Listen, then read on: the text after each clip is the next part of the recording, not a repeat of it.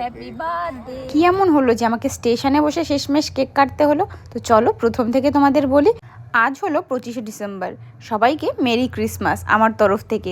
এই দিনটা কিন্তু সবাই আলাদা আলাদা করে উদযাপন করে, কেউ পিকনিক করে, কেউ কেক কেটে, আবার কেউ কেউ নিজের প্রিয় মানুষটার সাথে হাত ধরে চার্চে ঘুরে।